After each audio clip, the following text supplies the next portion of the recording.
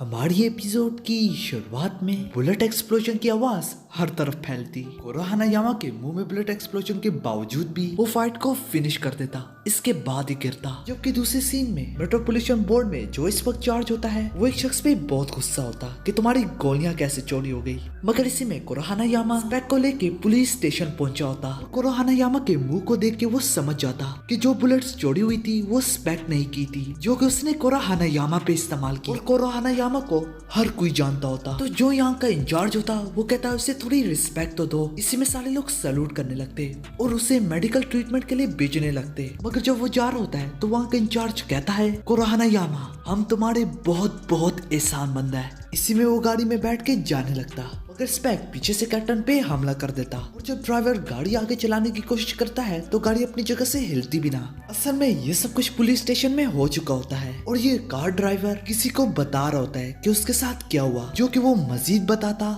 हमारी गाड़ी इसलिए आगे नहीं जा रही थी क्योंकि उसे पीछे से स्पेक ने पकड़ा होता और स्पेक ने लगभग हर पुलिस वाले का सफाया कर दिया होता। यूं ही स्पेक पूरी गाड़ी को उल्टा देता और जब कोरो हानायामा गाड़ी से बाहर निकलने लगता तो स्पेक उससे बहुत मारता, यहाँ तक उसके जख्मों पे भी मारता। इस पर स्पेक कहने लगता, तुम्हारे पास मौका था जीतने का, अगर तुम मुझ पे इसी तरह ही हमला करते रहते। तभी कोरो हानायामा मुड़ के दोबारा से हमला करता, मगर तुरंत से स्पेक गन निकाल के उसकी टांग पे शूट करता और करता चला जाता। तब तक शूट करता जब तक बुलेट खत्म ना हो जाती। कोरो हानायामा नीचे गिर जाता। इसके बाद स्पेक अपने लिसोड़े से दूसरी गन निकालता और लात मार के दूसरी तरफ फेंक देता। और जब कोरो हानायामा उसकी तरफ दोबारा से बढ़ता तो वो उसकी दूसरी टांग पे भी शूट कर देता और करता चला जाता। और वो ड्राइवर बिल्कुल मेरी तरह देखा हुआ एक्सप्लेन करता चला जाता। वो बताता कोरो हानायामा और उसके सर के दरम्यान में तकरीबन 4 इंचेस का फासला होता। ये बिल्कुल एक टेक्निक की तरह है और उस टेक्निक का इस्तेमाल करके आम बंदा भी पत्थर को बीच में से तोड़ सकता है। पर इस बार पत्थर के बजाय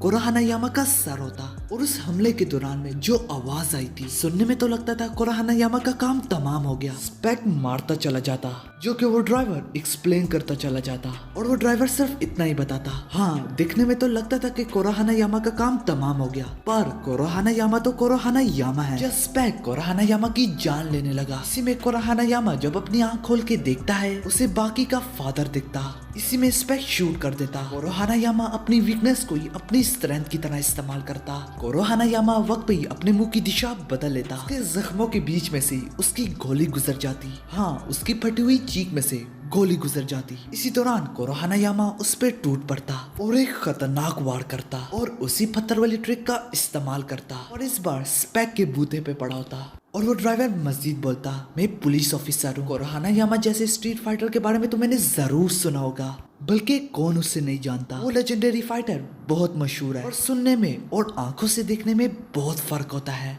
इसके बाद कोरो हानायामा मारता चला जाता। कोरो हानायामा को एक्शन में देख के मेरा भी जज्बात काफी जाग गए। दिखने में तो कोरो हानायामा इस फाइट का विनर था, पर स्पेक ने थोड़ी देर के लिए अपनी आंखें छुपा ली, जिसकी वजह से कोरो हानायामा थोड़ा डिस्ट्रैक्ट हो गया। इसी मौके का फायदा उठाते हुए स्पेक ने स्टंट ग्रेनेड, जिसे फ्लैश ग्रेनेड भी कहा जाता है, उसने वो इस्तेमाल किया, जिसे सारे पुलिस ऑफिसर अच्छे से जानते हैं, जो कि थोड़े वक्त के लिए अंधे के साथ ही साथ बहरा भी कर देती है। वो ड्राइवर मजीद बताता, हम पुलिस ऑफिसर को ये बहुत अच्छे से पता होता है, ये एक बार हमने बस हाईजैकिंग के दौरान इस्तेमाल भी की थी और उसके इस्तेमाल होते ही वो बंदा कुछ नहीं कर सकता, चाहे उसने कोई भी वेपन पकड़ी हो, बस अपने आप को बचाने की सोचता है। ये इंसानों की फितरत है, जिसे ह्यूमन सर्वाइवल इंस्टिंक्ट कहा जाता है। पर अगर हम कोरो हानायामा की बात करें, कोरो हानायामा तो कोरो हानायामा है। वो थोड़ा सा भी ना हिला, थोड़ा हैरान था, मगर वो भी इंसान है। वो अंधा हो चुका था पर उसका पंच बिल्कुल ठीक जगह पे था, पर वहाँ पे स्पेक मौजूद नहीं था।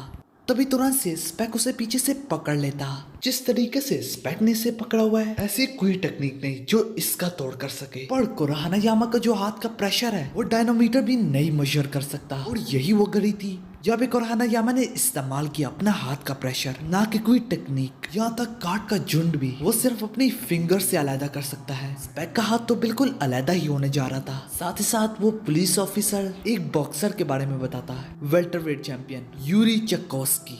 यहाँ पे थोड़े स्पॉयलर्स हो सकते हैं जिसने बाकी द ग्रैपलर नहीं देखी, जो कि मैं जल्द एक्सप्लेन करूंगा। यूरी चकोस्की वेल्टरवेट चैंपियन से हैवीवेट चैंपियन में स्विच होने जा रहा था, मगर इससे पहले ही रिटायर हो गया और उसकी रिटायर की वजह ही उसका मुकाबला कुराहाना यामा से हो गया था। उसका हाथ जैसे कि फट ही गया हो, पर इसका कोई ऑफिशियल अनाउंस नहीं था। यही हाल स्पेक के साथ होता और स्पेक डर के मारे तड़पता रहता। तो बस स्पेक को भी कुछ समझ में नहीं आया वो क्या करे, तो वो अपनी मिडिल फिंगर उसके कान में घुसा देता। शायद उसके दिमाग तक भी पहुंच गई हो और कुराहाना यामा ने भी उसे इतनी आसानी से जाने ना दिया। तो उसकी गर्दन कुराहाना यामा के हाथ में है। तो अगर कुराहाना यामा ने उसका हाल उसके हाथ जैसे किया तो उसके लिए तो दुनिया की कोई ट्रीटमेंट नहीं है। पर उसको ये करने की जरूरत ही ना पड़ी। थोड़ा सी प्रेशर से ही स्पेक गिर जाता और एक तूफानी बैटल के बाद कुराहाना यामा को फाइनली विक्ट्री नसीब हो ही जाती। दूसरे सीन में हमें दिखाया जाता है किसी वजह से स्पेक का जिस्म पतला हो गया होता, जो कि डॉक्टर को भी समझ में ना आती। डॉक्टर कहता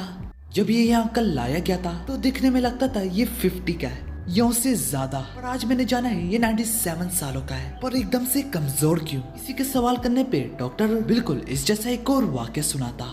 कैलिफोर्निया 1976 खजाने की तलाश में निकला हुआ था जैक ली बियॉन्ड। उसने एक डूबी हुई शिप पाई जो कि वो 30 सालों से उसकी तलाश में था, जो कि तकरीबन हर महंगी चीज से बड़ी हुई थी।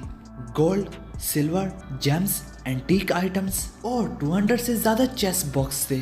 उसने कहा उसे पाते ही मुझे ऐसा लगा कि मुझे हार्ट अटैक आने वाला है, पर उसकी ये इस बात को मजाक ही लिया गया और उसकी डिस्कवरी के बाद 14 दिनों बाद वो मर गया। कुछ लोगों को लगा कि उसे मारा गया है, आखिर इतना अमीर इंसान है वो। पर कुछ ही देर में सबका कुछ और कहना था कि ऑफिशियली अनाउंस हुआ था कि वो बुढ़ापे की वजह से मर गया है। उसके जानने वाले उनको कुछ समझ में ना आता क्योंकि वो सिर्फ दिखता मिडिल एज मैन था, पर असल में था वो बहुत बूढ़ा। इसी में हमें दोबारा से प्रेजेंट के बारे में दिखाया जाता है, जिसपे वो डॉक्टर कहता है वो तो सिर्फ एक कहानी है, कोई प्रूफ नहीं है इसका। और कहानी के मुताबिक उसकी एज 88 साल की थी, पर अब उनकी आंखों के सामने है। और रूमर्स के मुताबिक तो कुछ लोगों का ये कहना था वो खुशी के मारे ही आगे पहुंच गया। तो मेरे ख्याल में ये बंदा भी बिल्कुल इसी तरह है, उसकी दिली ख्वाहिश पूरी हो गई।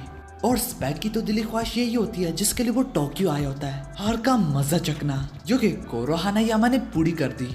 दूसरी ओर हमें बाकी हानमा के बारे में दिखाया जाता। बाकी काफी बोर हुआ होता और काफी नींद आई होती। तभी सर बाकी को होश दिलाता। जब सर उसकी एग्जामिनेशन शीट देखता है तो उसने सिर्फ नाम ही लिखा होता। तो वो कहता है मैंने सुना है तुम्हारे फिटनेस टेस्ट में काफी अच्छे मार्क्स आए हैं, तो क्या तुमने सोच लिया कि तुम स्कूल छोड़े हो और ओलंपिक्स के लिए ट्रेनिंग स्टार्ट कर रहे हो? तभी सर बाकी को समझाता है जितनी भी चेंजेस दुनिया में हुई है वो सिर्फ इंटेलिजेंस की वजह से हुआ है, ना कि मसल्स की वजह से। तुम्हारी बॉडी की लिमिट है पर तुम्हारी ब्रेन की नहीं। जितना मर्जी तेज भाग लो और तुम कभी मोटरसाइकिल से आगे नहीं निकल सकते, तुम कभी गाड़ी नहीं उठा सकते, तुम मोटर बोर्ड से ज्यादा तेज तैर नहीं सकते, तुम शायद जंप भी अच्छी मार सकते हो और तुम हैंग ग्लाइडर का मुकाबला नहीं कर सकते। तो बाकी कहता है पर मुझे तो ऐसे काफी ज्यादा बंदों को पता है जो कि ये सब कुछ कर सकते हैं। तो वो बाकी के बालों से पकड़ के कहता है तो कौन है ऐसे लोग? मैंने तो ऐसे लोग कहीं पे नहीं देखे। ओह शायद तुम्हारे फादर हो। इस बात पे सारे लोग हंसने लगते हैं। खैर उन्हें क्या पता कि बाकी का फादर कितना पावरफुल है। तभी सर एक और मिसाल देता। दुनिया का तेज भागने वाला भी भागते हुए एक ही जंप से सेकंड फ्लोर पे नहीं आ सकता यहाँ पे, उसके लिए उसे सीढ़ियां चढ़ के आने पड़ेगी। मगर एक शख्स यही करने का सोच रहा होता, फील्ड से सीधा सेकंड फ्लोर पे जंप मारेगा, वो भी भागे बगैर।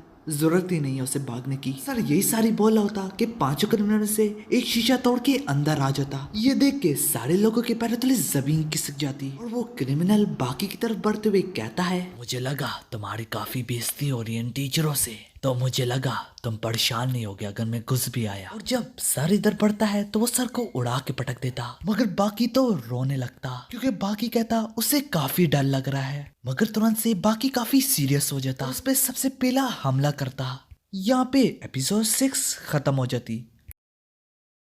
हमारी एपिसोड की शुरुआत में बाकी और डॉयल बिल्कुल आमने सामने होते, जबकि इसके क्लास फेलो को कुछ समझ में ना आ रहा होता कि यहाँ पे आखिर चल क्या रहा है। टेबल मुंह पे लगने की वजह से डॉयल का खून भी निकल होता, जो देख के डॉयल कहता है तुमने तो मेरा दिन बना दिया, तुम तो सिर्फ बच्चे हो, पर इसके बावजूद भी तुम्हें अपने दुश्मन का पता चलता है कि वो कितना खतरनाक है। तुम्हें पब्लिक और प्राइवेट के दरमियान में मुख्तलिफ कभी पता है। इससे पहले सूरत हाल मजीद बिगड़ती, बाकी वहाँ से खिसक लेता। और उसकी भागने की वजह ताकि उसके क्लासमेट उसकी पकड़ में ना आ जाए और साथ ही साथ उन्हें शक न पड़ जाए कि बाकी एक अंडरग्राउंड फाइटर है। और यूं ही चलते चलते वो उन्हीं 3 गुंडों को पाता और वो गुंडे बाकी को देखते ही काफी डर जाते और सर झुकाते हुए कहते गुड मॉर्निंग। तभी बाकी भी कुछ ना कहता और बस थैंक्स कहते हुए वहाँ से चला जाता। इसी तरह चलता जाता और वो एक जगह से गुजर रहा होता जहाँ पे एक माली होता और वो भी अपने काम से काम रख रहा होता और उससे बाकी कहता है गुड डे सर। पर असल में वो कोई माली न होता बल्कि 5 कैदियों में से एक कैदी होता, कांजी इगारी। और इसी तरह की वो और 2 वेपन्स निकाल लेता। वो बाकी से लड़ने के लिए बिल्कुल तैयार होता, जिसकी वजह से बाकी के पसीने छूटने लगते। बाकी इसकी स्पीड देख के काफी हैरान होता, यहाँ तक उसके ब्लेड्स को बाकी देख भी ना पा रहा होता। इगारी अपने ब्लेड से एक पत्थर को बाकी की तरफ फेंकता जो कि बाकी डॉज कर लेता।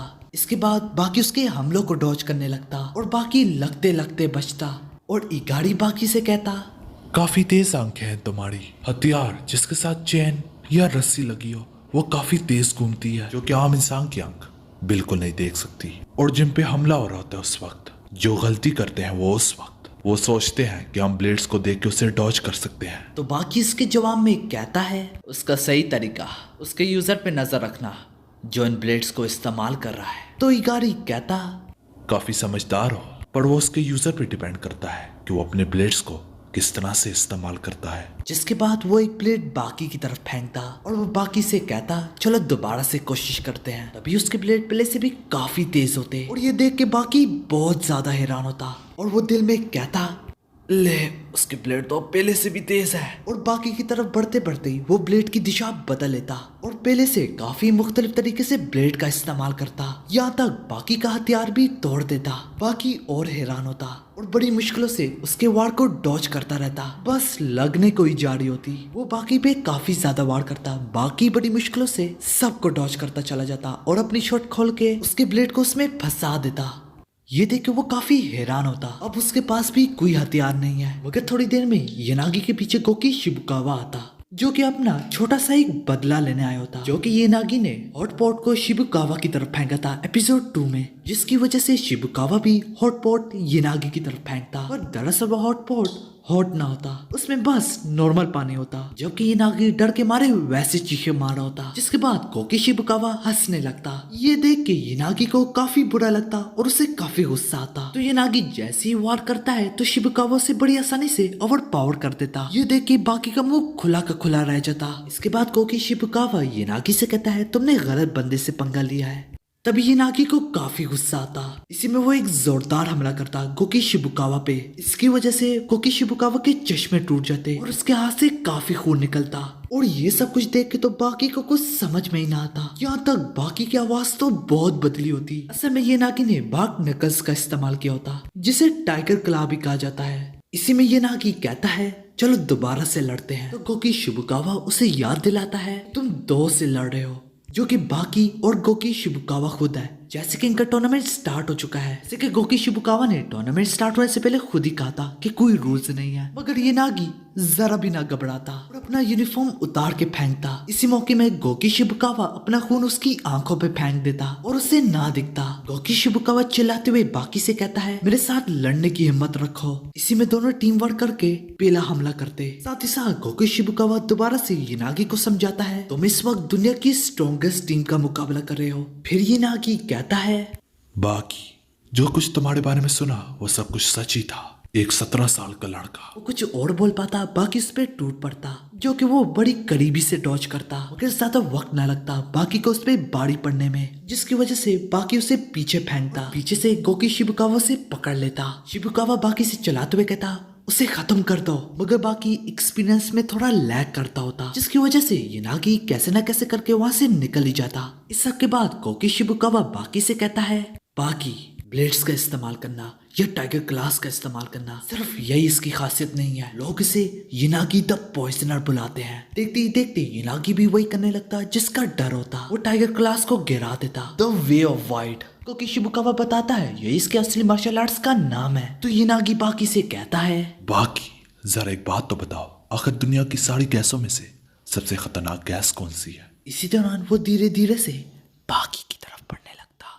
इस बात पे शिबुकावा कहने लगता बाकी चुकंदा रहो। और बाकी उसकी बातों में खो जाता क्योंकि शिबुकावा से समझाता रहता ध्यान दो। कुछ ही देर में वो बाकी के इतना करीब पहुंच जाता कि बाकी उसका सर भी तोड़ सकता था, जबकि कोकी शिबुकावा चिल्लाता रहता हमला करो उस पे, मगर तब तक बहुत देर हो चुकी होती। इसी में सीन शिफ्ट होता। इस सीन में हमें सेंट्रल पुलिस हॉस्पिटल में एक अनजान शख्स के बारे में दिखाया जाता और वो एक प्रोफेशनल सुमो रेसलर होता। इस पर भी ये नागी ने द वे वाइड अपने ट्रू मार्शल आर्ट्स का इस्तेमाल किया होता। इसकी वजह से उसकी नर्व डैमेज हो गई थी और नर्व डैमेज की वजह उसकी सांस में कमी हो गई थी और सांस की कमी की वजह ये नागी खुद ही होता और इसी वजह से ये नागी को ये नागी द पॉइजनर बुलाया जाता है और ये नागी का सोचते ही वो प्रोफेशनल सुमो रेसलर पागल हो जाता, साथ ही साथ काफी खौफज़दा होता। जबकि दूसरी ओर यही चीज अब बाकी के साथ हो गई है। ये नागी अपने सवाल का जवाब खुद ही देता, जिसका जवाब होता ऑक्सीजन, सबसे खतरनाक गैस। यूं ही ये नागी ये भी बताता 12 घंटों में से होश आ जाएगी और जिस एटमॉस्फेयर में हम सांस लेते हैं इसमें ऑक्सीजन 21% होती है। जैसे ही 6% से नीचे जाता है तो बंदा बेहोश हो जाता है। 21 से थोड़ा सा नीचे या मजीद नीचे जाने से मुख्तलिफ नुकसान होते हैं, पर 6% से नीचे जाने की वजह से बंदा बेहोश हो जाता है। ये नागी के हाथ की हथेलियों में ही 6% ऑक्सीजन है। ये नागी मजीद एक्सप्लेन करता, गिलास, वुड या कंक्रीट, मैंने इस पे मिलियन से ज्यादा टाइम अपनी प्रैक्टिस की है, जिसके बाद मैं अपने हाथ के हथेलियों में एक छोटा सा वैक्यूम भी बना सकता हूँ जहाँ पे कोई ऑक्सीजन नहीं होती। इसकी वजह से सिर्फ हाथ रखते ही दीवार में सुराख हो जाता, जो कि ऑक्सीजन सारी गैसों से ज्यादा खतरनाक है। जैसे कि ये नागी मोस्टली जेल में ही होता है, जो कि ये नागी की ट्रेनिंग के लिए बहुत जबरदस्त जगह थी। इसी सारी बातों में पुलिस बाकी के स्कूल पहुंच जाती। ये नागी फरार होते होते बाकी को भी जगा देता। इसके बाद कोकी शिबुकावा बाकी से बताता है कि तुम हार गए, जिसे उनके बाकी बहुत हैरान होता। देखते ही देखते ये तूफानी एपिसोड यहीं पे खत्म हो जाती।